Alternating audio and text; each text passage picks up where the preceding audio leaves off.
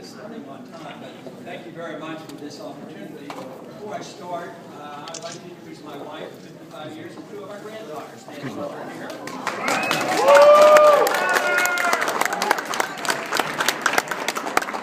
It's a great opportunity to come out and visit and participate, and I can very briefly tell you what I've been up to and what my beliefs have been, because I am the we're going to try a microphone that works. Do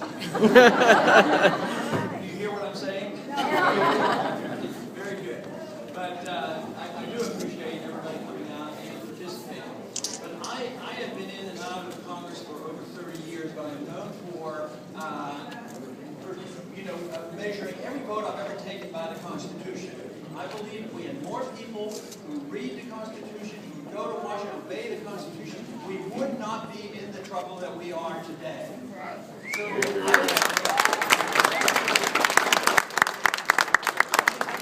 my cause is the cause of promoting liberty.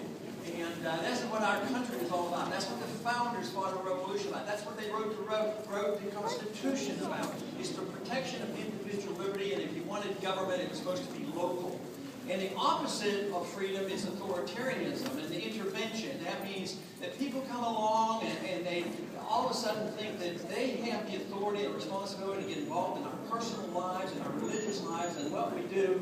And that is an overreach for government. In a free society, people make up their own minds about their religious values, about their social values, and their economic values.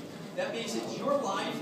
As Jefferson said, we have, our life comes from our Creator as well as our liberty. And to follow up on that means you ought to be able to keep the fruits of your labor as well. Yeah. The authoritarian approach is what we've drifted into. We've lost our way quite a few years ago. And now we have authoritarians who run for office.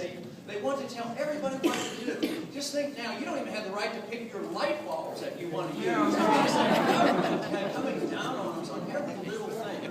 But we've also branched out too far on what we want to tell other people around the world to do. Yes, we are an exceptional nation. We should set good standards. They should want to emulate us. But we shouldn't assume that we have the right of force to occupy countries, invade countries, tell other people how to live, and get in wars that we don't need. We need less wars, not more wars. Yeah.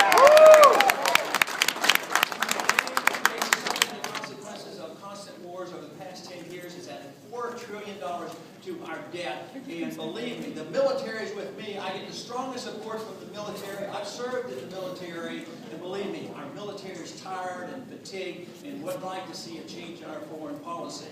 But also, there are a group of people who like to intervene in the economy. They don't think you're smart enough to know how to spend your own money.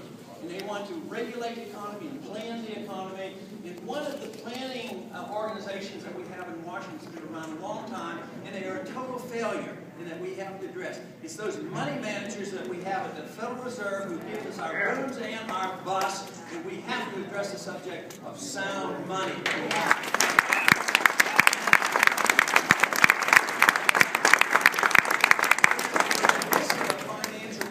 Right now, because of the boom bust cycle, spending too much money, our debt is exploding, and right now, my proposal for the first year in office, I would want to cut real spending by $1 trillion.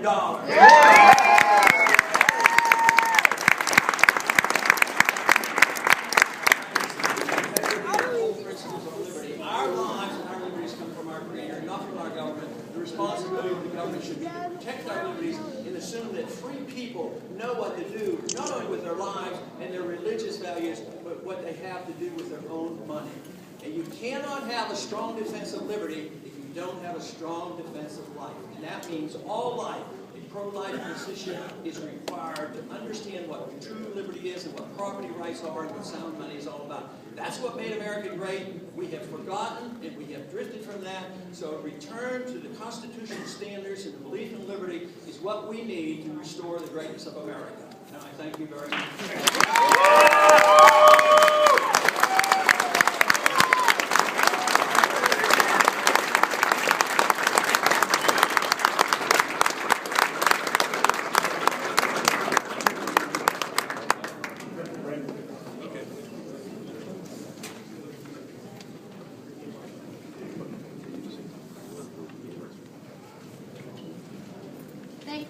Amen.